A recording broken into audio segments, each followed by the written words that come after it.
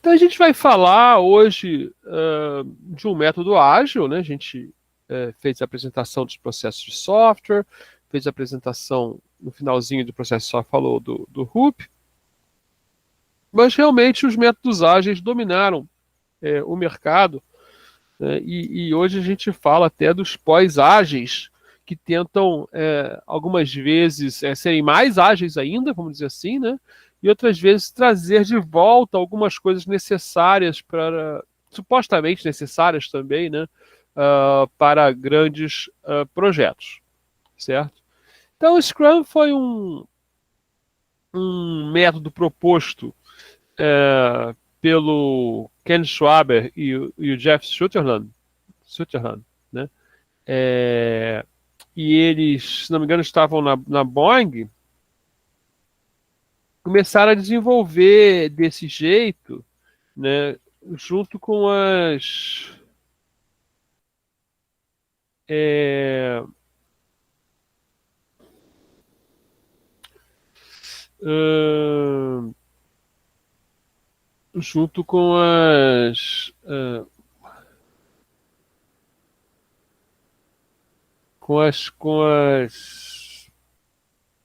necessidades assim da Boeing, né?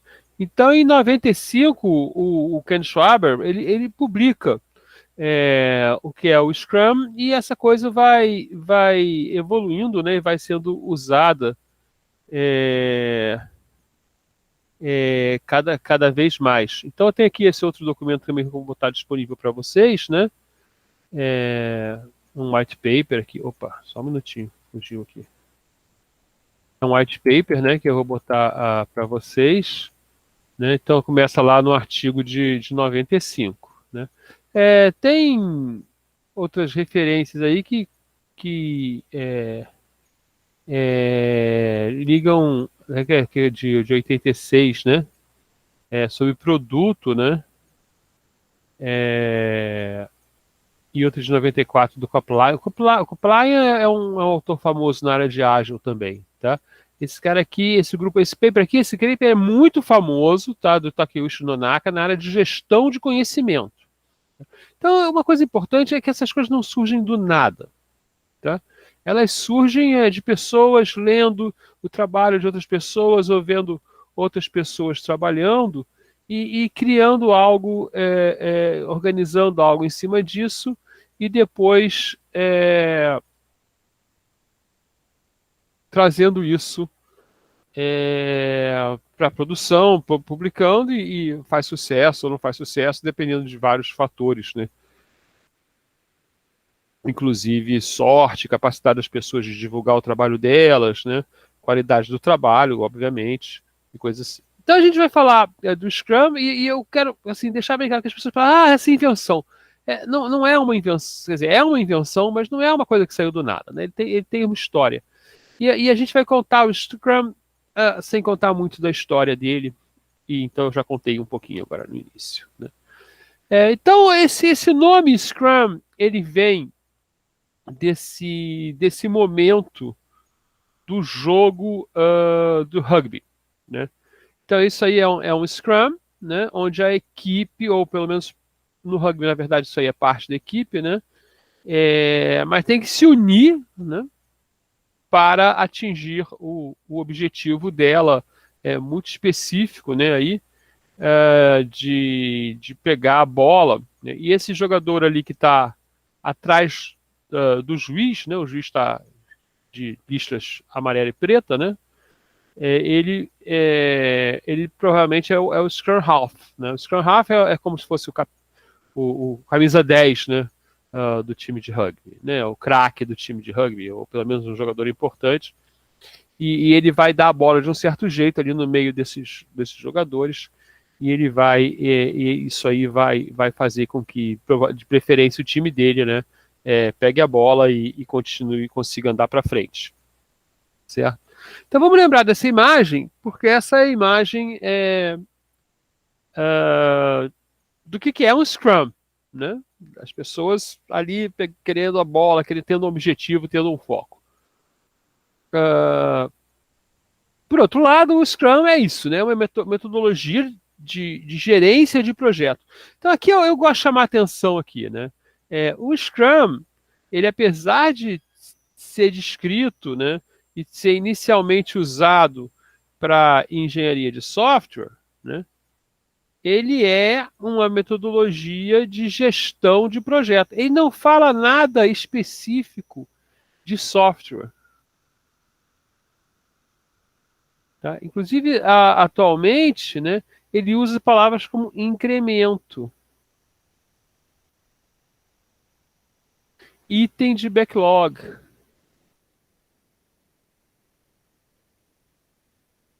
Porque ele está sendo usado em muitas outras áreas. Né? Então, eu, inclusive, me pergunto aqui, né, se no documento a gente vai achar a palavra software, né? E eu aqui buscando, né, ele aparece uma vez no documento que eu mostrei para vocês do Scrum. Né? Ele fala, no início foi usado para... Ele fala, Scrum vem sendo adotado em muitos domínios, indo além do desenvolvimento de produtos de software, onde tem suas raízes. Né? Então,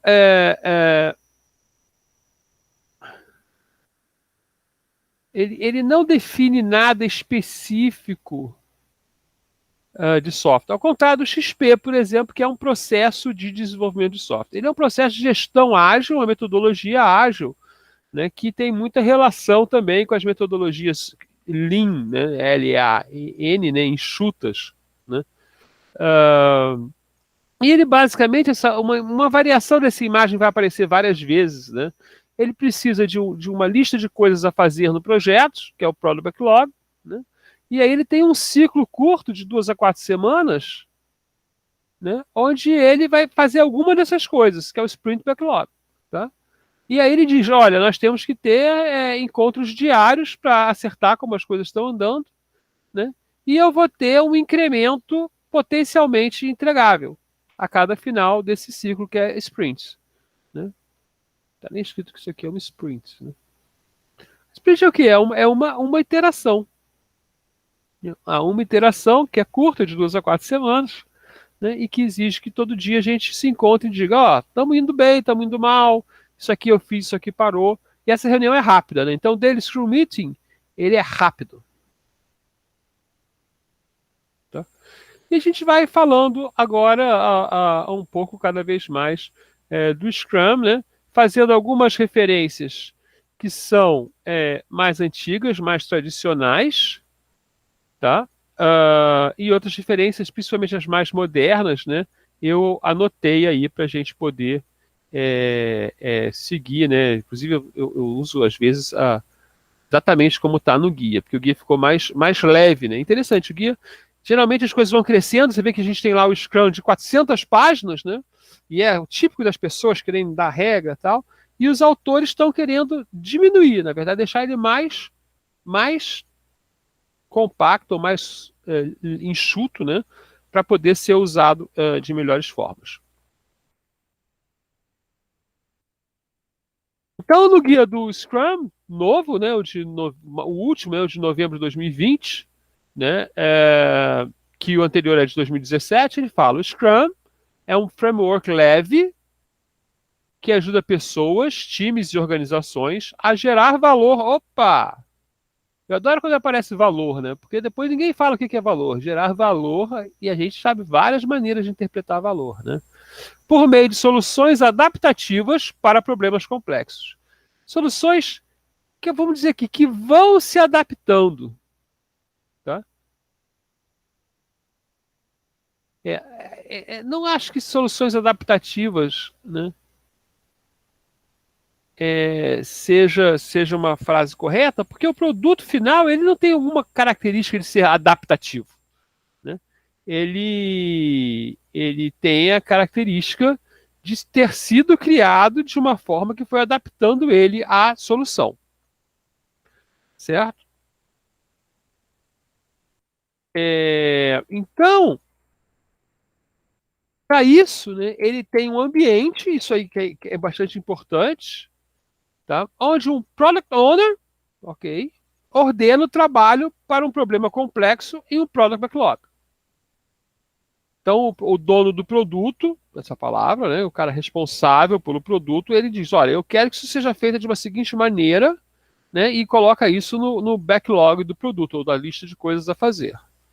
O time, né, escolhe um pedaço dessa lista de coisas a fazer e vai construir um incremento.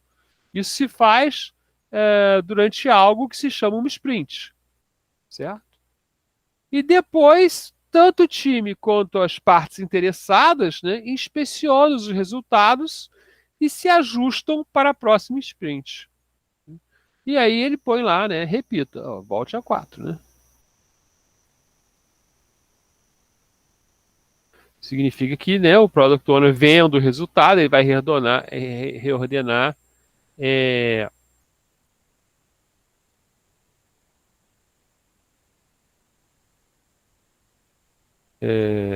reordenar o Product Backlog, certo? Ok. Então, para a gente ter uma noção rápida de como ele se resume, né, ele começa com isso, né, com a lista de coisas a fazer. Né? No caso de software, normalmente são contados os itens de backlog,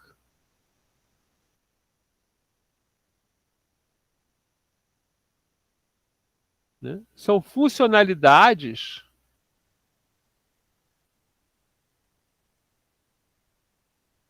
do software, normalmente contada na forma de histórias de usuário. Mas isso não é obrigatório. Né? Não vamos confundir, né, o Scrum com as maneiras que a gente usa o Scrum. Foi uma perguntinha aí? Estou com um pi aqui, mas eu não estou vendo a tela agora. Esses sprints são as entregas do Canvas? Boa pergunta. Não. Não, assim, são coisas menores, exatamente, Daniel. As entregas do Canvas são as entregas importantes, ok? Você pode ter até outras entregas intermediárias ali, né? Esses sprints são incrementos significativos que você vê que algo avançou do projeto. Tá? Os sprints vão gerar isso. Mas aqui a gente está falando de funcionalidades. Então, isso aqui, eles são, no mínimo, os requisitos que você levantou lá, ok? Ou mais detalhado.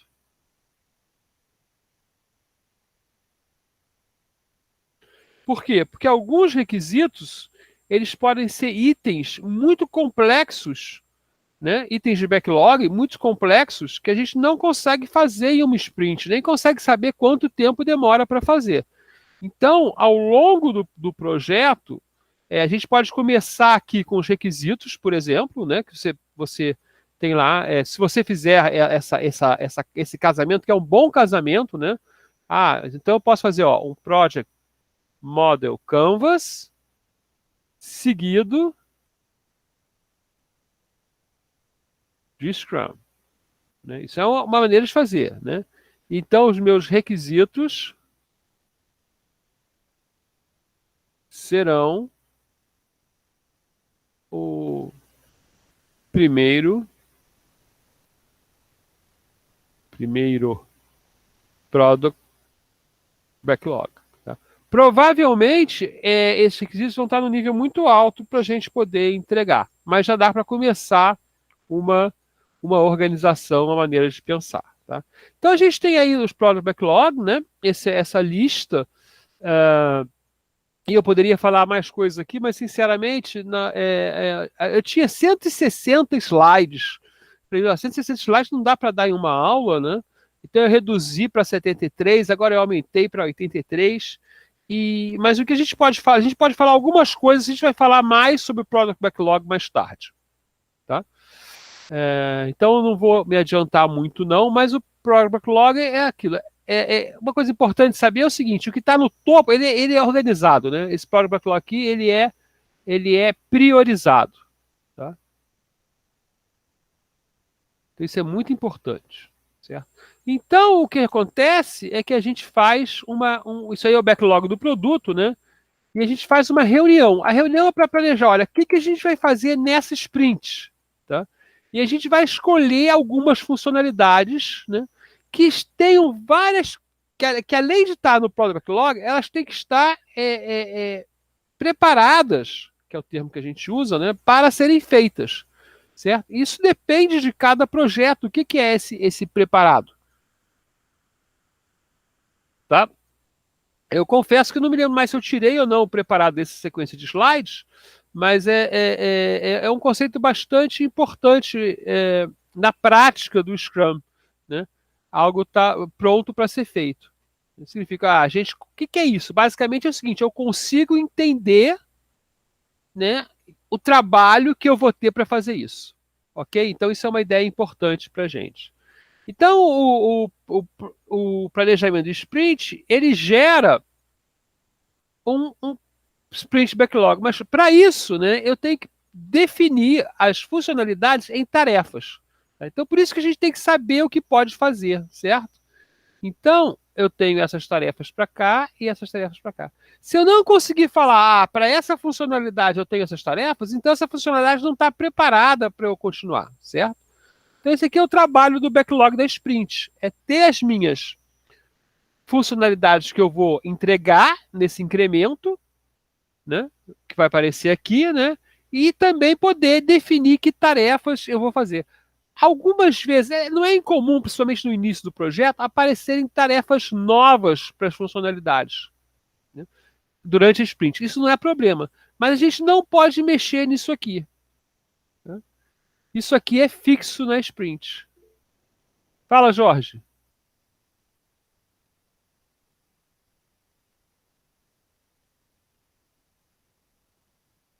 O backlog é geral por incremento. O backlog aqui é geral e aqui é por incremento. Por fora do Scrum, tá? Você tem uma coisa que é a gerência do produto. Tem até livro sobre isso. Que é como você define quais vão ser as coisas que vão rodar, né? Quais são as releases, tá? É, qual é o roadmap do produto.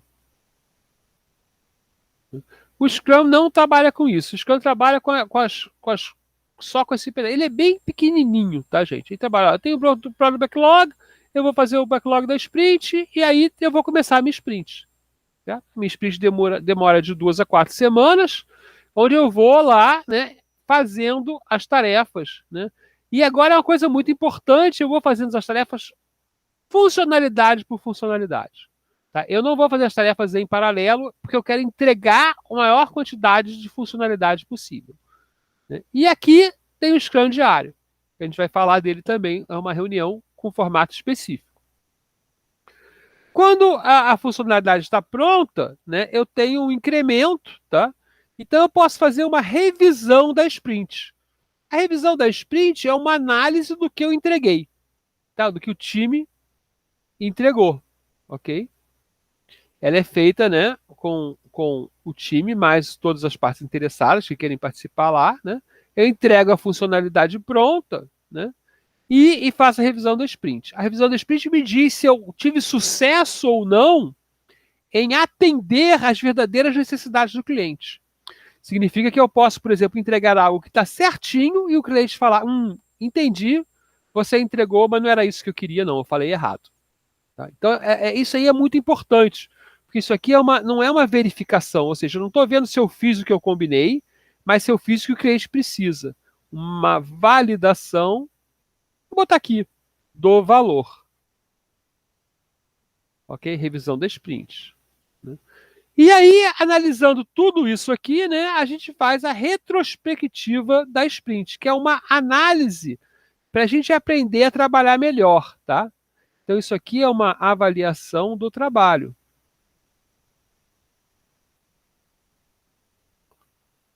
Que vai buscar, né, soluções para problemas que encontrei durante minha sprint, né, ou vai buscar reafirmar práticas que estão dando certo, ok?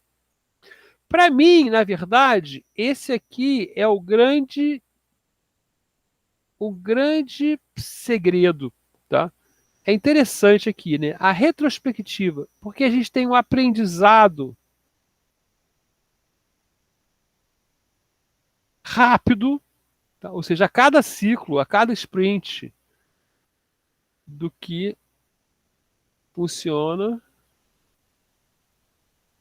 barra não funciona. Tá? Então isso é bastante importante, né? O Scrum ele vai se auto-organizando em um processo melhor. E aí, ok, a gente volta lá e começa tudo de novo, né? Então essas nossas reuniões, tudo isso aí forma um ciclo do Scrum, né?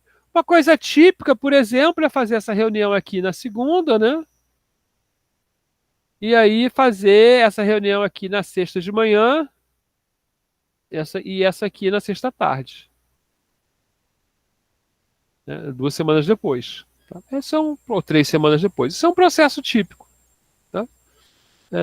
Também, às vezes, a gente faz isso no meio da semana para evitar as segundas e sextas. Faz toda quarta, de 3 em 3 semanas, né? Faz esse processo, alguma coisa assim. Tá? Nenhuma dessa reunião é para durar o dia todo, todas elas têm que durar 2 horas, né? No máximo. O Scrum diário tem que durar no máximo 15 minutos. Então, a gente tem alguns objetivos, né, nas reuniões para se tornarem produtivas. Tá? Isso aí também é importante. Tá? Ok, então, qual é a característica desse método? Deixa eu ligar aqui o ar-condicionado. Né? Olha, o Scrum assume que o processo de desenvolvimento de software ele é imprevisível e complicado. Tá? Então, se ele é imprevisível e complicado, não adianta eu fazer previsões muito complexas ou de grande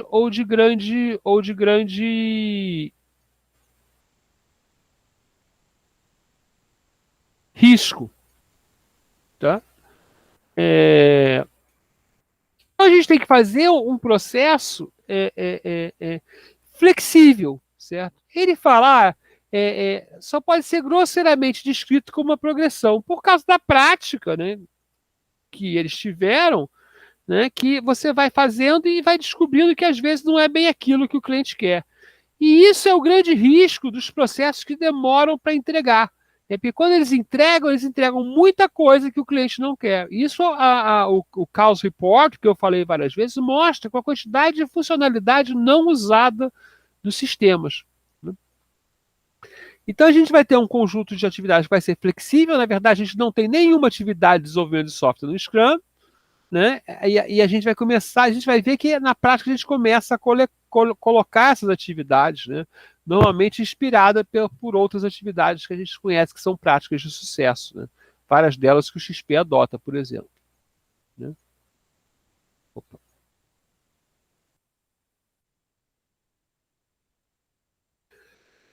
Então, o XP ele fala primeiro em valores que você tem que seguir, né? Na verdade, atualmente ele fala depois.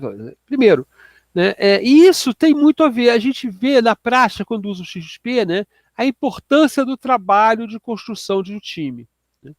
Então você tem que lá respeito. Né? Os membros do time se respeitam quanto a serem pessoas capazes e independentes e são respeitados como tal pelas pessoas com quem trabalham. Né? Você acredita e você tem que acreditar, né, que esse time é bem intencionado. Né? Comprometimento, né? O time se compromete a atingir os objetivos e suportar uns aos outros. Esses objetivos, de maneira pragmática, né? Eles são as tarefas que você se compromete a fazer, né? E são as histórias que o time se compromete a entregar, tá? O principal foco é o trabalho da sprint. Isso implica que é difícil criar um time Scrum onde as pessoas têm que fazer coisas diferentes do que aquele projeto em que elas estão, né? Exige uma certa uma dedicação ao projeto, coragem, né, de fazer a coisa certa e trabalhar em problemas difíceis, né, e pegar as coisas para fazer, né? Inclusive o time Scrum bem organizado, ele tenta que as pessoas aprendam a fazer as coisas, né? E a abertura quanto ao trabalho e aos desafios, a aceitação que essas coisas têm que ser feitas. Né? Então, eu já vi problemas em times Scrums, por exemplo, o Product Owner não confia que o time está dando estimativas válidas. Eles acham que o time está falando, prometendo fazer menos do que poderia fazer, né, se esforçando pouco. Né? E essas coisas dão trabalho para você organizar.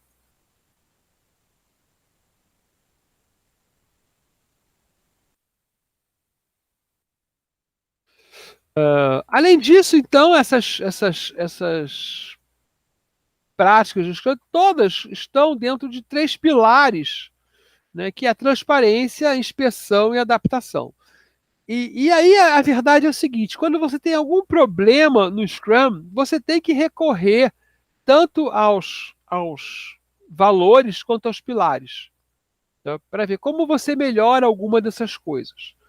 Veja que os valores estão mais ligados às pessoas, né, e os pilares estão mais ligados à prática. Então, o primeiro pilar, transparência, né, diz o seguinte: ó, o processo é emergente e o trabalho devem ser visíveis tanto para quem executa quanto para quem recebe o trabalho. A questão aí é a seguinte: é, como você tem essa entrega do software normalmente como uma caixa preta, então as pessoas não veem a entrega andando. Tá? E aqui a ideia é justamente essa: é mostrar, né, que esse processo está acontecendo, né, e o que você está entregando a cada momento. Isso vai se refletir mais diretamente no existir um quadro que mostra o projeto andando, né, e as pessoas entregando as suas tarefas. Né. As decisões importantes de gestão, né, são baseadas no estado percebido dos três artefatos formais. Né? Quais são esses artefatos? É o Product Backlog, o Sprint Backlog e os incrementos, certo?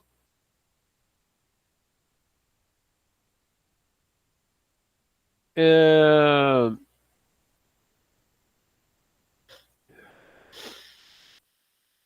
Os artefatos, se tiverem baixa transparência, né, vão levar a decisões que diminuem o valor e aumentam o risco. Então a gente tem que mostrar as coisas claramente, inclusive funcionando. Né?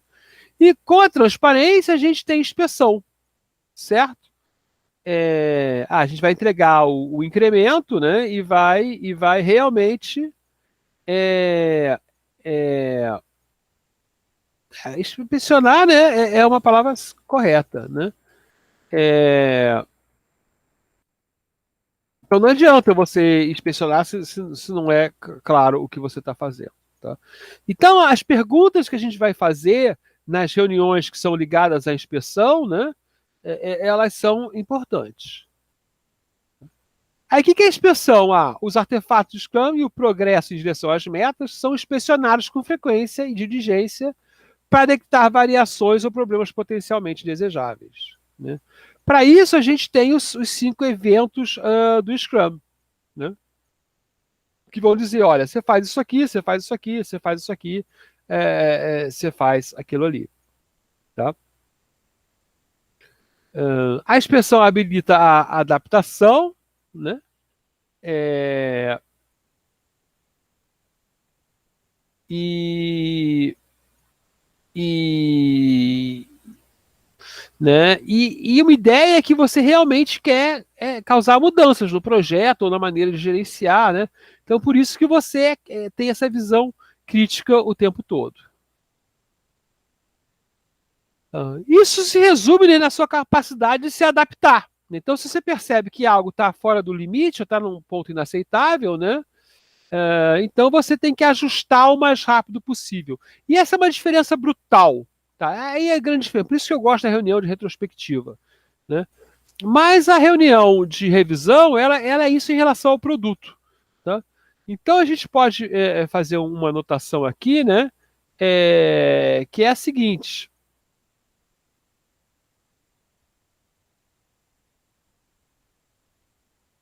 Deixa eu andar aqui, deixa eu pensar aqui, que é a seguinte. É, Como que a gente adapta? Né? o produto a partir da reunião de revisão que impacta no Product Backlog próximas sprints. Ok? E o processo a partir da reunião de retrospectiva, que impacta novas atividades ou remoção de atividades ou alteração. Possivelmente impacta as tarefas. E aqui impacta os itens de backlog.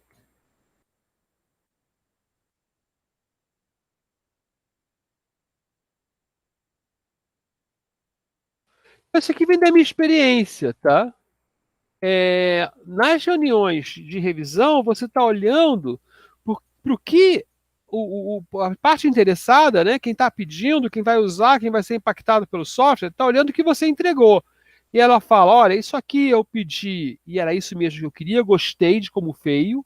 Ou isso aqui eu pedi, mas eu não queria bem assim, eu realmente não tinha entendido que ia ficar assim, eu quero de outra maneira.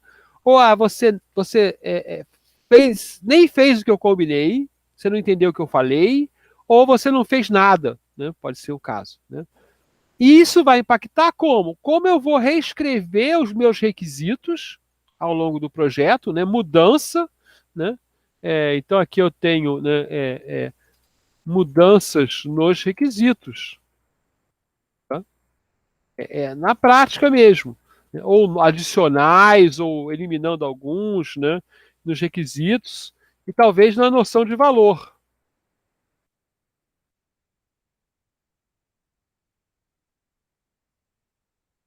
Eu percebo que aquilo que você entregou, na verdade, não tem valor para mim, né? Então pode ser na noção de valor ou na expectativa de valor, né? E aí, quando eu olho isso, né, eu provavelmente na reunião do Product Backlog, o Product Owner vai mexer no Product Backlog, né, ou vai pedir para eu fazer coisas de novo, e vai impactar talvez provavelmente o Sprint Backlog ou os outros Sprint Backlog do futuro, né? Aí eu fiz essa reunião, tal, fiz essa inspeção, e aí eu faço a reunião de retrospectiva, onde, de certa maneira, eu faço a inspeção do meu trabalho. E eu olho, olha, a gente se propôs a fazer uma coisa, chegou nesse resultado na reunião de revisão, por que que isso está acontecendo? Né? Ou o usuário está me dando um feedback lá de uma versão que eu já lancei, né? Ele trouxe para a gente na reunião de revisão, né? Ou trouxe para a gente na reunião do Project Backlog no início. Né? Por que que isso está acontecendo? E aí eu vou provavelmente levantar tarefas ou coisas para corrigir. Né? Então está acontecendo porque eu não estou fazendo isso, não estou fazendo aquilo. Então, para trabalhar uma história, eu vou mudar a quantidade ou os tipos ou a variação das tarefas. Então, aqui implica em mudanças na forma de trabalhar, né? Provavelmente implicando em alteração na forma de criar tarefas para um item de backlog. Tá?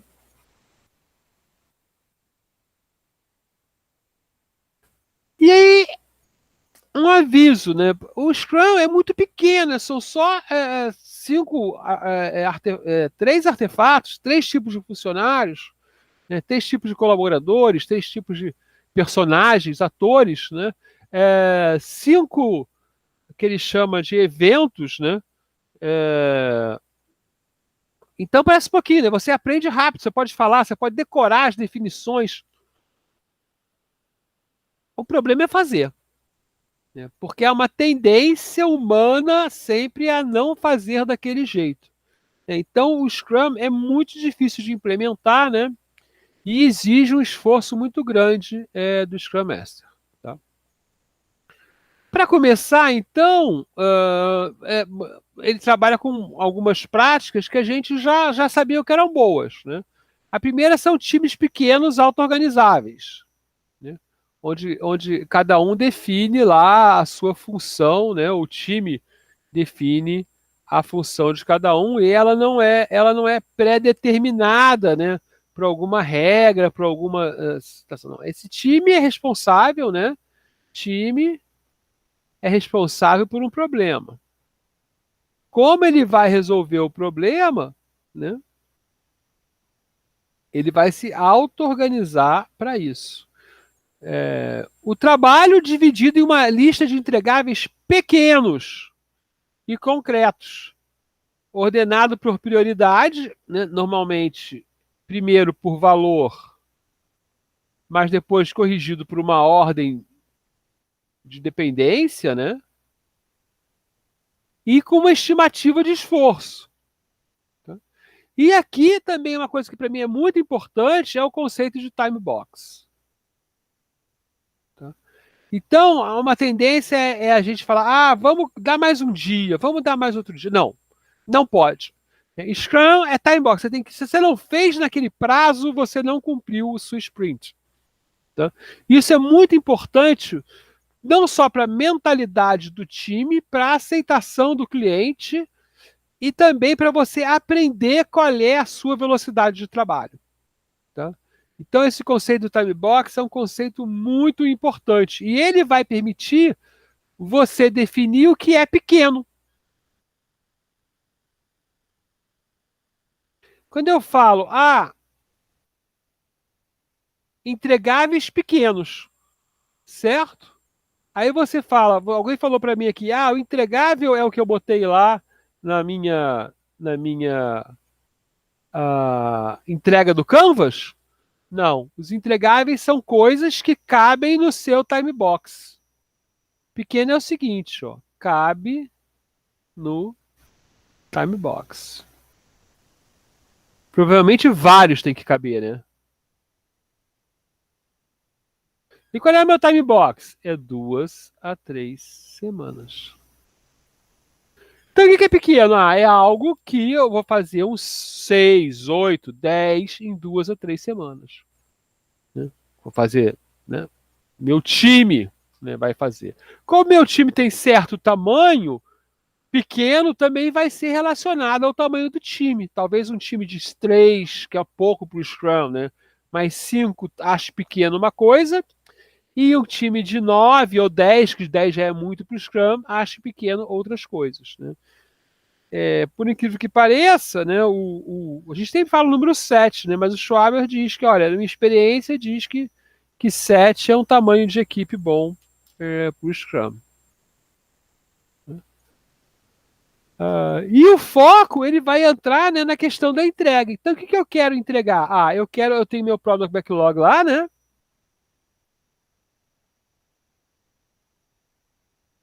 E eu tenho que escolher algo para o Sprint Backlog.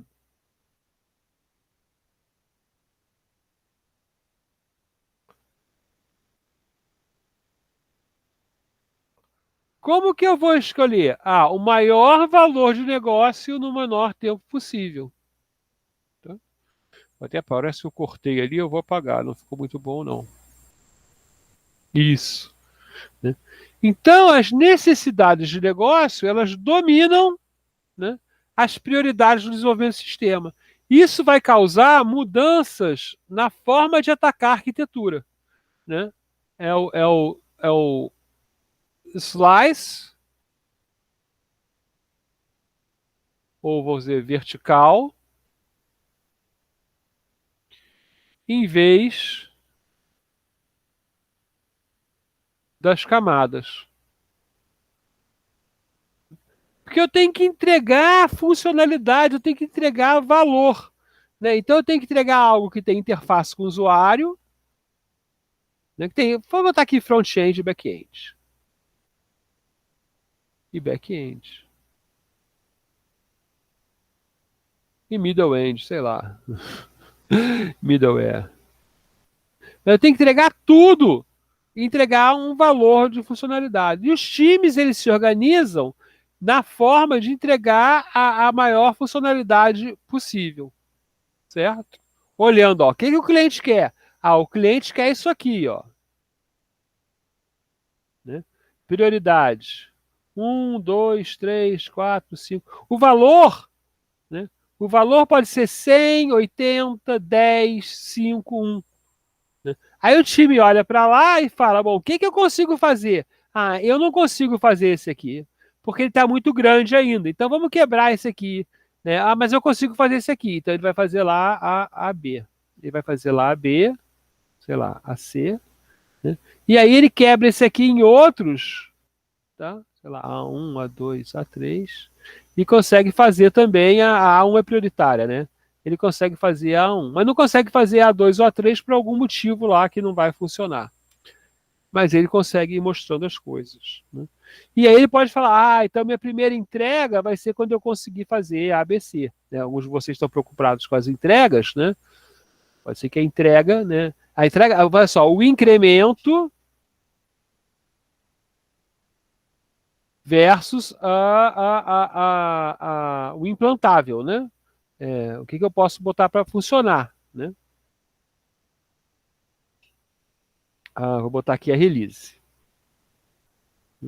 Então a próxima release vai ser a ABC, mas na primeira vez eu não consigo fazer a ABC, porque ele é grande demais, ABC. Mas o sistema só faz sentido, né, se tiver pelo menos ABC. E o princípio, né, da inspeção contínua, ela é feita pelo Product Owner. Né? Então a gente pode ver o software funcionando. Né? Aí de 2 a 4 semanas também se fala. Né? E aí a gente fala: olha, a gente pode já lançar isso ou não pode lançar? Realmente não atendeu, não está na hora de lançar. Tá? Se você for para a integração mais contínua, né, você vai lançando o produto. Né? Cada semana você vai botando as coisas para funcionar, mesmo que elas não estejam completas, mas elas já vão estar lá na produção. Né? Mas normalmente não, normalmente você vai botando em pacotes que fazem sentido juntos. E a verdade é que você precisa aumentar o Scrum com outras técnicas. Né? Mas que técnicas? Por exemplo, Test-Driven Development. Né? Por exemplo, você pode usar Pair Programming. Aqui no Brasil não faz muito sucesso Pair Programming, mas Test-Driven Development faz algum. Né? Código compartilhado. Isso é uma técnica, né? Porque em vários lugares você é dono do programa. Né? Como que você trabalha, por exemplo, com softwares? Tem vários softwares de gestão, né? Gestão de versão, né? Gerência de versão, onde você dá um lock no arquivo, né? E você é o dono do arquivo. E alguém para trabalhar no seu arquivo ou pede para fazer a mudança, né? Ou você libera para ele fazer a mudança. Aqui não, aqui o código é de todo mundo, qualquer pessoa pode pegar um arquivo e mudar. E por que ela pode fazer isso? Porque ela tem coragem, né? Porque você respeita que ela tenha capacidade. Né? E aí a gente começa a entender os valores, a importância dos valores. Né? Porque se você não achar que o cara vai ser capaz de pegar um pedaço lá de código, né? E reconstruir ele para atender mais alguma funcionalidade, né? Ou para servir para mais alguma coisa, né? Ou para corrigir um erro, né? E você vai ficar vigiando ele, né? E vai dizer: esse cara é um incompetente, só faz besteira, né? Dá um problema na equipe. E eu já vi isso acontecer, né? Inclusive, depois de algum tempo, a gente achava que a pessoa estava fazendo, na verdade, intencionalmente fazendo o software não funcionar. Né? Então ela pegava um trabalho e entregava o software com bugs assim, né? Que atrapalhava a vida dos outros. Ou não entregava, ou ficava dizendo que vai entregar e não entregava. Né? E aí foi um problema na gestão da equipe. Né? A gente demorou para perceber a diferença entre incompetência e querer fazer errado mesmo, né? E como é que chama isso? Tentar destruir algo, né? Não me lembro agora a palavra. Então a gente tem esse desenho também, agora até o desenho colorido, né? Que fala o seguinte: olha, então eu tenho aqui o meu Scrum, tá? Porém, todo mundo já reconheceu que antes de fazer o meu Scrum, eu tenho que fazer alguma coisa, tá? Então tem artigos que chamam isso aqui do jogo, né? E falam isso aqui do pré-jogo. Né? E tem gente que fala: eu tenho aqui uma sprint zero. que é sprint zero? É uma sprint que eu faço, mas que eu não sigo bem o Scrum, não, porque eu vou organizar as coisas, tá, me preparar para fazer isso. E quando acaba o projeto, eu tenho um fechamento, né? Eu tenho um aprendizado e coisas que eu tenho que fazer aqui. Então, uma coisa importante saber é que um projeto que usa Scrum, ele não é só Scrum, né? Ah, vamos sair fazendo Scrum. Não é vamos sair fazendo Scrum. Porque você não consegue começar o Scrum sem antes levantar algumas coisas. Ah, o que ajuda a gente? Ah, o Project Model Canvas. Ele ajuda a gente a fazer sprint zero. Então ele entra na minha prática, né? Ele entra aí. Ah, ó, na sprint zero a gente faz o Project Model Canvas. E aí a gente já começa a ter uma lista de coisas a entregar. E a equipe e os outras partes interessadas, elas começam a falar entre si, né? E começam a fazer acordos. Então aqui a gente tem as fases é, do que deve ser feito nessa hora, né? Isso aqui não sei porque foi parar desse lado, né? Vamos puxar ele para cá. Ok. Então a gente tem o planejamento, a arquitetura do sistema, um projeto de alto nível, para a gente saber como vai trabalhar, né? Alguém tem que escolher uma linguagem de programação, né? Escolher o banco de dados. Então certas coisas têm que ser feitas, né? Antes das sprints, certo? E aí nas sprints você vai passar por cada fase, né? E vai lá trabalhar no pós-jogo. Em projetos grandes, né, você tem várias equipes fazendo sprints diferentes, né, normalmente sincronizadas, mas isso aí fica um pouquinho mais complicado. Inclusive, às vezes você tem equipes dedicadas a algum trabalho, tá? Então que ela entrega algo para outra equipe. Então essa coisa se torna mais complicada. Projetos com mais de uma equipe, mais um time Scrum, né, começa a ter estruturas mais complexas.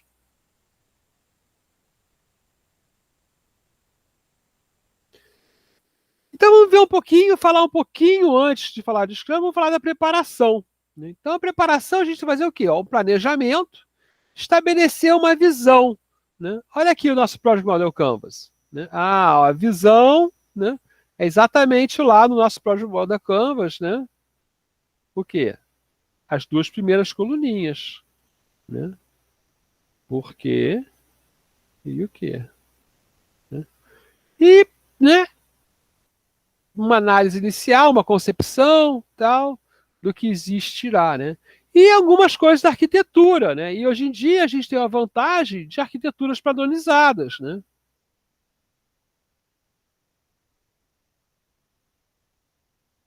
Então você já sabe lá, a nossa equipe aqui, a regra da empresa é trabalhar com 3 camadas, né? Java ou a gente vai trabalhar com microserviços Python, né? E um front-end JavaScript. Opa. Né? Então a gente sabe essas coisas e vai seguindo essas regras que nos vão facilitar a programação. Aí, em algum momento, pode ser que a gente tenha que trocar alguma coisa porque não está atendendo, né? Mas ok, faz parte de qualquer projeto. A gente vai atender essa. A gente não vai fechar nenhuma porta ao longo do projeto. Tá? Então, é importante definir o valor, né? O que a gente realmente quer do projeto, né? Criar o backlog do produto, tá? Fazer um plano, né? Um roadmap, que a gente chama, né? De quando eu quero lançar cada release, né? Isso aqui é gestão do produto, tá? Ele acontece em paralelo ao Scrum. Inclusive, o gestor do produto, o gerente do produto, pode ser outra pessoa, que não o Product Owner. Pode ser o Product Owner, pode ser outro, né? Escolha da primeira release, né? Definição da equipe, obviamente, né? O trabalho de gestão de risco, né, que tem que ser feito, né? Às vezes por uma gerência diferente também, não é o Scrum Master, né? Preparar a infraestrutura de desenvolvimento. Isso aqui é uma coisa que, quando você não está na indústria, né, você não acha importante, né? Quando você trabalha sozinho, você não vê a importância disso aqui. Isso aqui é muito importante. né? A equipe toda tem que estar no mesmo ponto da infraestrutura de desenvolvimento, né? Fazer todas as estimativas que a gente tem que fazer e depois tem que acompanhar, né? Então, existe uma gestão do projeto além do Scrum. Porque no Scrum, por exemplo, ninguém está falando se está custando caro, se está custando barato, né? Existe uma, né? E, obviamente, né, a aprovação do Kikin do projeto, né? Só que algumas coisas aqui, né, o nosso Project Model Canvas também ajuda, né? É uma prática ágil. Podia ser outra prática ágil que ajudasse em algumas coisas desse tipo, certo?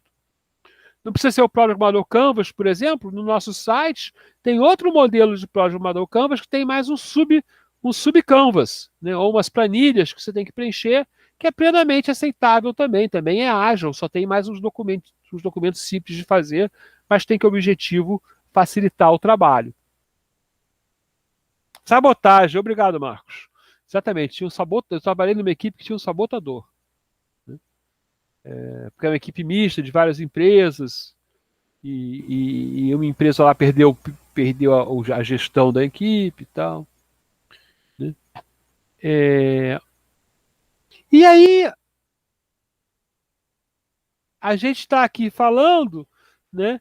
É, eu falei que eu não sabia bem se essa coisa estava, né? Então aqui eu realmente não apaguei, que bom, né?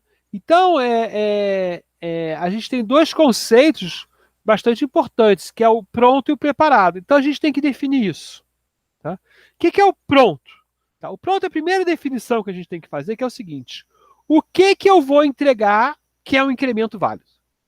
Tá? Então lembra, né? Eu tenho meu Product Backlog,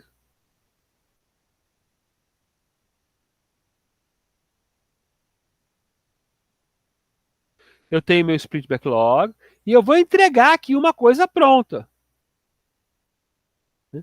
Então, o que eu vou entregar? O que é essa entrega? Ela tem um modelo, por exemplo, eu tenho que entregar um modelo. Ela tem, geralmente tem a implementação rodando, né? Eu tenho que ter os testes unitários rodando, né? Eu tenho que ter um help pronto. Então, a minha entrega, ela não é um software rodando, né? Ela é um software, é uma funcionalidade rodando, né? Com o manual lá pronto, né? Com o teste passando no teste unitário, né? E aí eu vou mostrar essas coisas na minha entrega. Agora, eu aperto o botão aqui, faço o teste unitário, ficou tudo legal, né? Tem umas ferramentas que botam relatório, né? Então, esse é o pronto, certo? Como é que é a minha entrega? Isso é importantíssimo, porque senão eu vou entregar coisas que não vão satisfazer ao meu cliente, né? Ao Product Owner. Mas, para poder entregar algo, eu tenho que saber o que eu vou fazer, certo? Então, o que eu defino que é um item de backlog, né? Vou botar aqui item de backlog, que eu posso fazer. Tá? O que tem que estar escrito ali? Ok?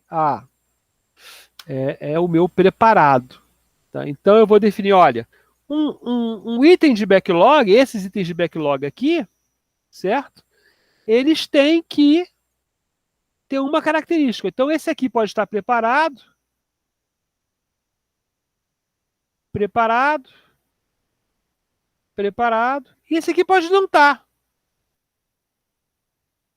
Se ele não está preparado, não pode ser feito. Certo? E aí a gente vai ter que ter algum processo combinado de preparação desse item de backlog, né? Pode ser o Product Owner trabalhar com outras pessoas para definir melhor, né? Só que não é responsabilidade da sprint, certo?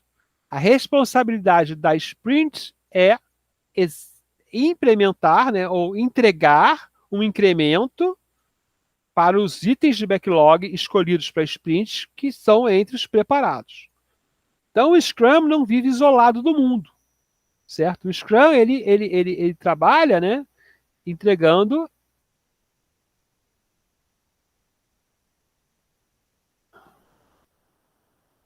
caixinhas para as coisas que são nuvenzinhas. Agora, essas nuvenzinhas, alguém tira elas de algum lugar, né? E trabalha sobre ela. Então, pode ser o Product Owner, A responsabilidade final é do Product Owner, né, de entregar as nuvenzinhas, entregar os itens preparados. Mas, ok, dentro da organização, ele pode ter um grupo de analistas com ele, pode ser que o preparado seja bastante simples, né? Então eu posso falar, o preparado aqui, para esse grupo aqui, porque é um grupo focado em implementação, tá? Então pode ser que eu tenha outro grupo aqui focado em análise. Eu posso ter um Scrum fazendo análise de sistemas. O que ele faz? Ele faz um monte de coisa, né, e entrega. Quem é o cliente dele? É o mesmo Product Owner, né? Só que ele está fazendo outra coisa. Né? Porque ninguém disse que a entrega é um software funcionando. Ela é um software funcionando se eu estou fazendo software. Mas ela pode ser um anúncio se eu estou fazendo anúncio. Né? Ela pode ser uma cena gravada se eu estou fazendo um filme ou uma novela. Tá? Então depende de onde eu estou usando. Então eu posso ter uma equipe que está implementando e outra equipe que está fazendo análise. E também está trabalhando no Scrum, ou está trabalhando de outro jeito. Né? De qualquer maneira, elas têm que estar, de certa forma, sincronizadas para eu entregar valor. Ok? Eu já fiz projeto que a gente fez um Scrum e recebeu a especificação toda pronta. Tem que entregar isso aqui. A gente fala, tudo bem, a gente vai entregar isso aí, mas fazendo Scrum. Né? E aí a gente faz um contrato, né, onde você pode mudar tantos por cento das coisas quando você passar, né, a encontrar elas funcionando, quando você vira elas funcionando. Né? E aí foi assim que aconteceu. Era uma concorrência, aliás, né? Cara, tem que fazer esse software aqui. A gente entrou, né, começou a fazer, né? Prioriza, coloca em valor, já está lá documentado tudo que tem que fazer. Pegava, era um caso de uso, às vezes quebrava o caso de uso em pedacinhos. A gente vai fazer esse cenário, mas não vai fazer aquele, né? E continuava trabalhando. Na arquitetura e o projeto, bom, a gente tem que olhar para o nosso modelo lá, né, dos itens de backlog, para os requisitos não funcionais, né, e entender qual é a arquitetura necessária para trabalhar esse trabalho. Pode ser que um dia apareçam requisitos, né, que exigem outra arquitetura. Por exemplo, eu estou fazendo um software, né, que vai para rodar em web, ok? Aí um dia aparece a demanda, lá depois de um ano de projeto, 8 meses de projeto, agora ele tem que rodar no celular também. Então eu tenho que fazer uma adaptação da arquitetura, né, para poder levar a isso. E o Scrum não diz como você faz uma adaptação dessa arquitetura. Tá? Porque ele não é um sistema de gestão de produção de software, é um sistema de gestão. Certo? Então você vai ter que ter uma forma de fazer isso. Né? Você pode, por exemplo, tem uma coisa que se chama, né, sprint técnica.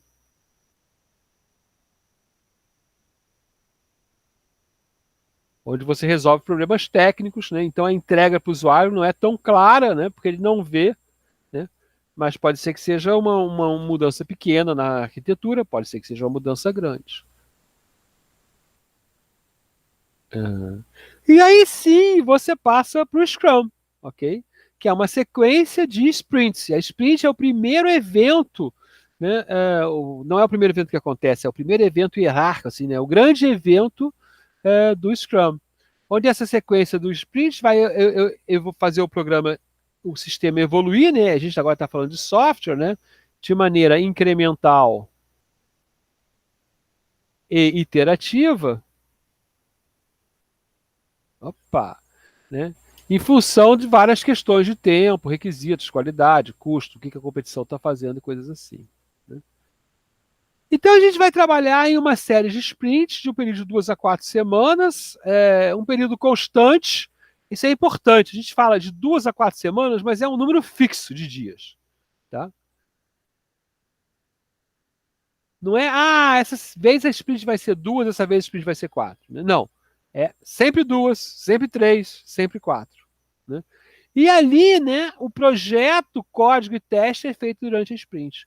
E então, durante a sprint, a gente tem, como em todo lugar, não tem jeito de escapar de um mini cascata. Tá? Vou botar aqui.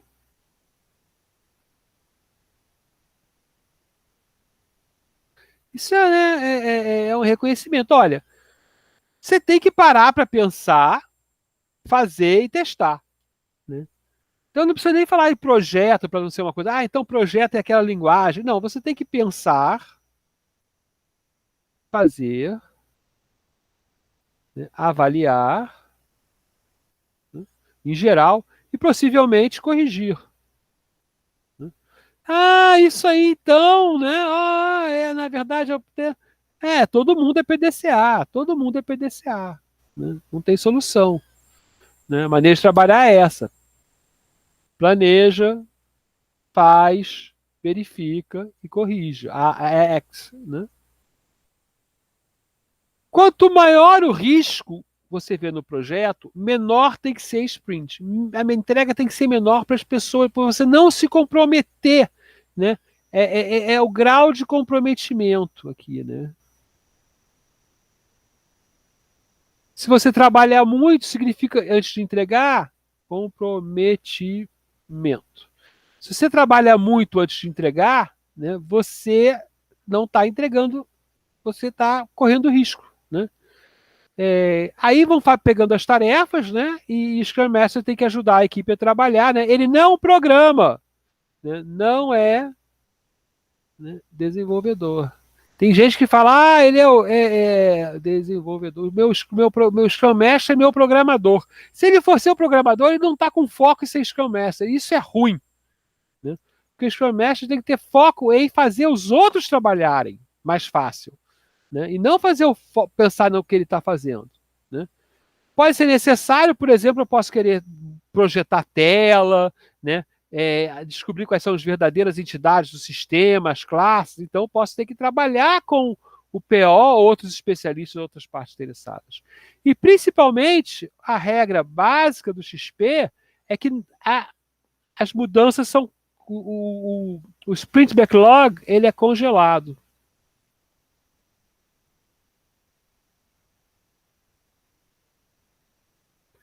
E aqui a gente pode até dar uma olhada, porque há críticas ao sprint backlog ser congelado, tá? Então eu vou dar uma olhada rápida aqui, né? Na versão nova, né?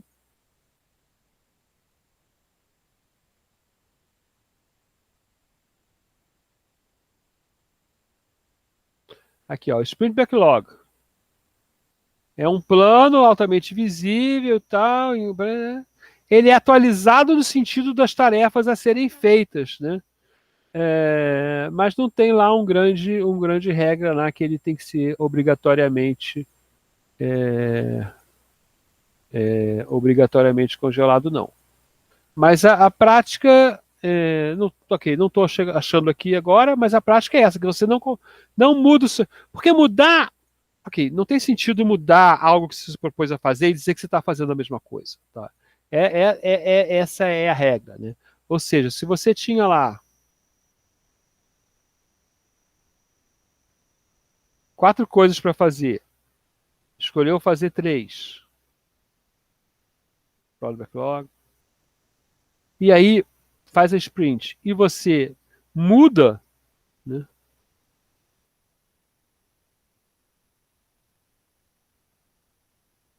Como você vai dizer que a sprint está certa ou não? Então, tem algumas práticas que acabam sendo feitas, que é suspensão cancelamento de sprint, né, suspensão de sprint, né, para atender coisas que acontecem. Né? Então, eu tive um caso lá, né, durante o projeto que demorou um tempo grande, né, uma vez deu um bug lá novo. Deu um bug novo. Nunca tinha dado esse bug, mas o cara fez uma coisa que ninguém nunca tinha feito e deu um bug novo e deu um problemaço. Aí cancelou a sprint e a gente foi trabalhar. Nesse caso, acho que suspendemos a sprint e vamos trabalhar nesse bug. Né? Outra vez também a gente botou no ar um negócio e em outro projeto botou no ar um negócio, mas outro projeto, mas o mesmo cliente botou no ar um negócio e aí não gostaram. Não pode ser assim não, tal, volta atrás. Aí a gente já tinha começado a sprint, então teve que cancelar a sprint para voltar. Já tinha, né, modificações adicionais, porque invalidou lá o que a gente estava fazendo. Aí assim, invalidou o que você estava fazendo, porque estava fazendo em cima da última mudança, né? Então não pode continuar a sprint. Então tem algumas soluções, inclusive que são tomadas em cada lugar. né? Cada lugar tem uma prática para tratar isso. Por exemplo, manutenção de bug que vai durar muito tempo, suspende a sprint, né? Ou não, se for uma pessoa só, né? Deixa fazer. Se for pouco tempo, deixa a pessoa fazer, mas continua trabalhando a sprint. Então tem questões ali que são realmente da gestão, né, do dia a dia dos problemas. Tá?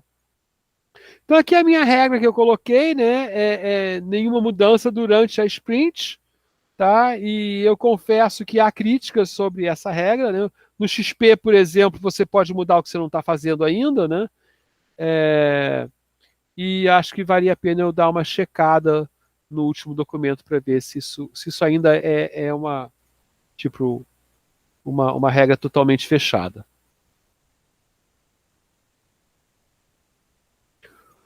Ok, então quando você faz uma sprint, é importante ter um objetivo, tá? E isso é uma coisa bem clara que a gente vê na prática, que é o seguinte: como tem aquele bando de coisa no sprint backlog,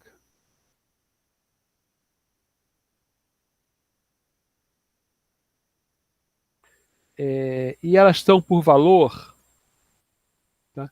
Não necessariamente elas fazem sentido juntas, tá? Então eu tenho aqui A, B, C, D e tal. Mas na prática, o sistema, tá? Ele é o seguinte, ó, ele é A, B, F, C, G, H, D, A, B, C, D, E, I. Certo? O sistema se comporta assim. Texto. Então, se eu sair fazendo só pela prioridade, A, B, C, tá? Eu vou acabar não entregando algo consistente, então vou ter foco no meu processo, porque eu tenho que fazer coisa aqui e coisa aqui, coisa aqui e coisa aqui. Tá? Então, normalmente, é muito bom ter um foco de trabalho. Então, a gente vai falar, olha, a equipe, né, vendo que A e B são prioritários, certo? E A e B são prioritários, ela escolhe, para poder ter foco, fazer A, B e F em vez de A, B, C. Tá? Então aqui a gente vai ter lá, então, por exemplo, pode ser criar suporte para indicadores de tempo real, né? No caso, pode ser botar uma nova fonte de dados no sistema, né? Criar funcionalidade para o estudo genético. Né?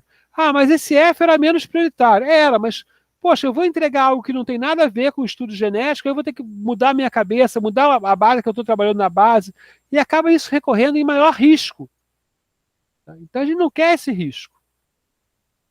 Então a gente vai criar um objetivo da sprint. E aí, depois que a gente fizer todas as nossas sprints, a gente vai ter lá o pós-jogo. Né? E vai liberar o produto para outro pacote lá, ou vai ser lançado, né? E vai passar para manutenção, para uma subequipe, coisas assim. Certo? Então a gente podia até. Eu vou fazer o seguinte: eu vou parar a gravação aqui e vou começar outra gravação.